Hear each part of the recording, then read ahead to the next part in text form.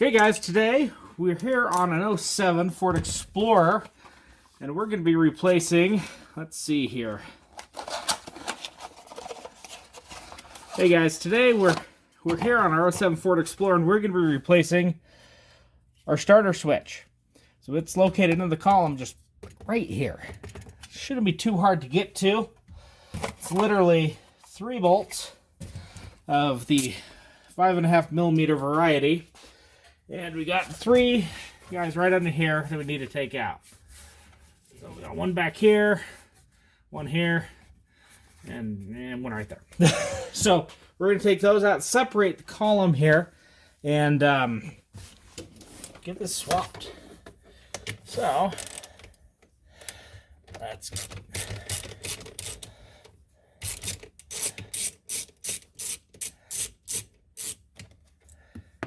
got one, falls.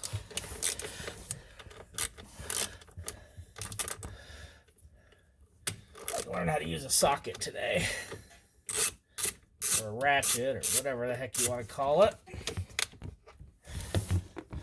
There's 2.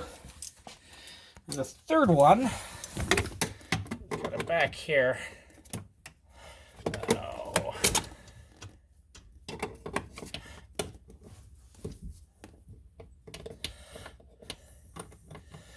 Let's see here.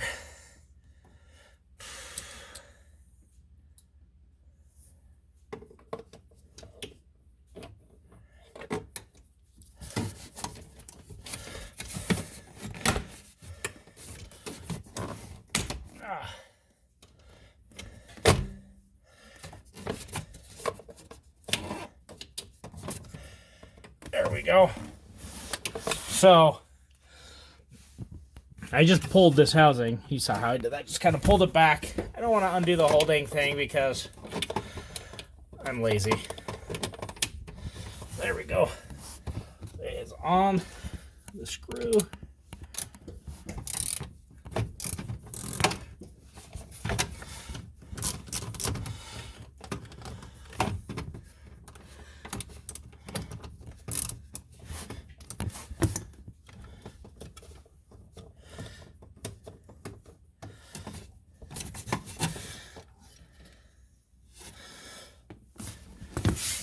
That one came out too. So, step 1, done. Let's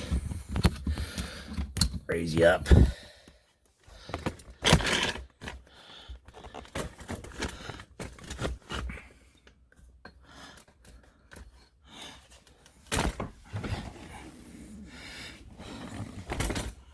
All right. Now for step 2, we need to separate the column. Just going to lower the tilt wheel down some. Oh good, you can still see. Give me some clips in here. Now, I am using just this cat claw pick, whatever the heck you want to call it. I'm being extremely gentle.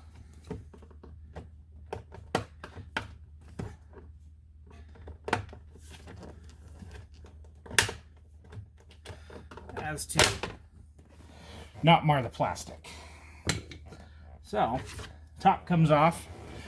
This way you can see where the clips are. So we got clip, clip, clip.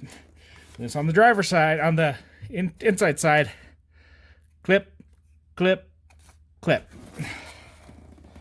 All that off. This bottom one should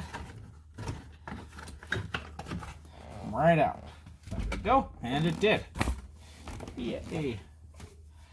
And here you can see the screws that we're talking about. 2 there and 1 there. Right here is going to be our module that we need to replace.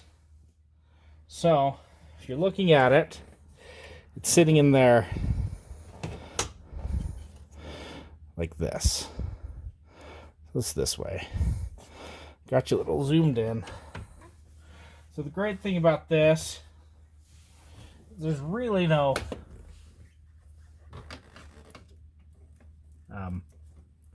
things. screws to replace it. So let me film. So I'm going to zoom back out. So it's sitting in here like this.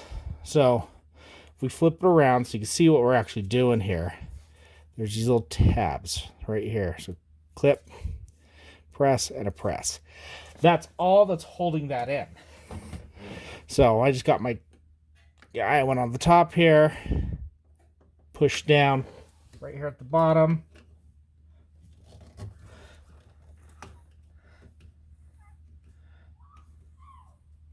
Let's feel where it's at. Push up.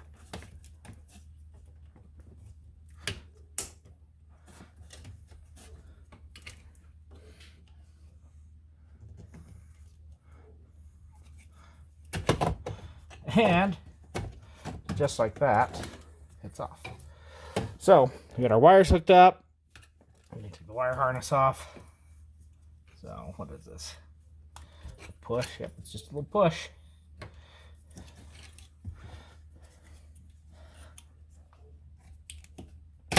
Push and a pull. There. Old one out. The new one.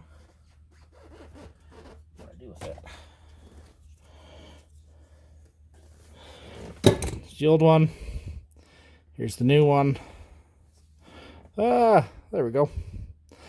So they're the same, they're identical, whatever you want to call it. Now, the reason, while I'm reassembling here, the reason I'm replacing this with mine is that every time I hit a big bump, the dome lights come on. And it's super annoying.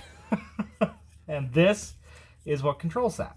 So, now, where's the old one? Show you. You see how this guy in here is keyed? So the peg will only fit in one way.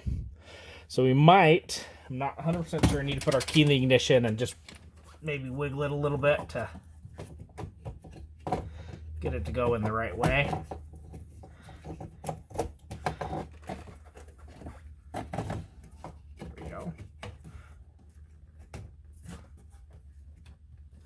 Yep, so it's not pressing in all the way.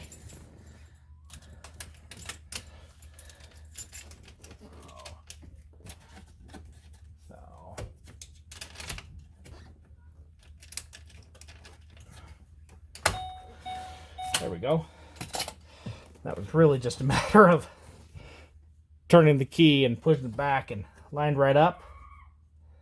Clips right in. So there we go. Yep, that works. So let's reassemble, shall we?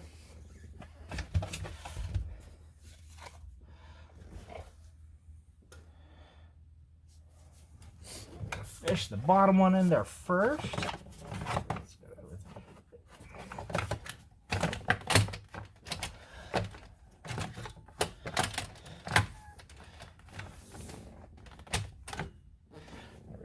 And around the keyhole slot, it really kind of holds it in place. So, top piece on like that.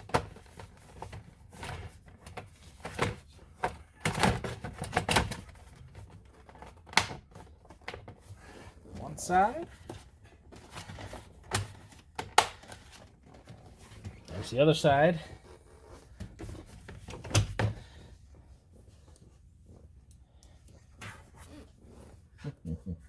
Where is it?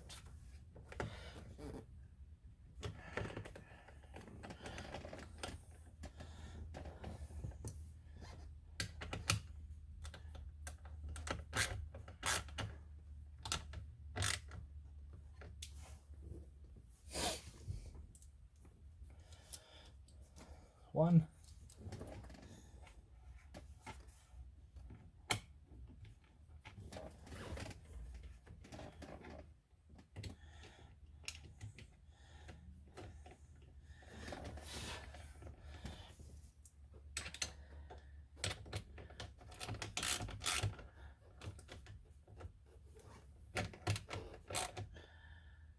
Number 2.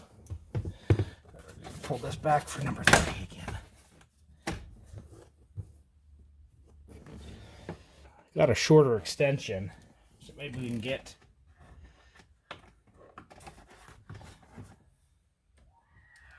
back up there straight.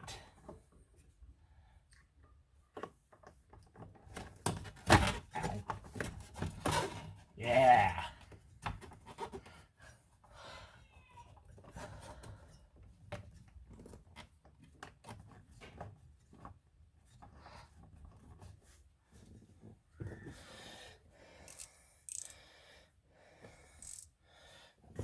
Turn it the right way.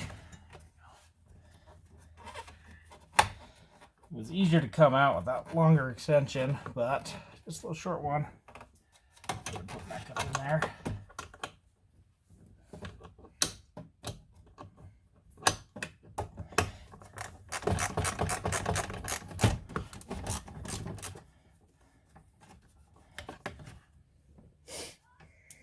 Go.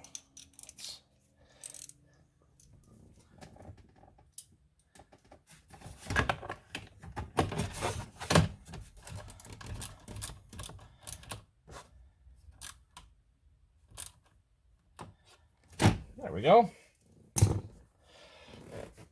Just show you the difference. This is what I was using to get it out. Usually I got a little bit shorter to get it back in. That way I can get a straight shot underneath this kick panel without having to remove it, because that would just be dumb. Boom, boom, and boom.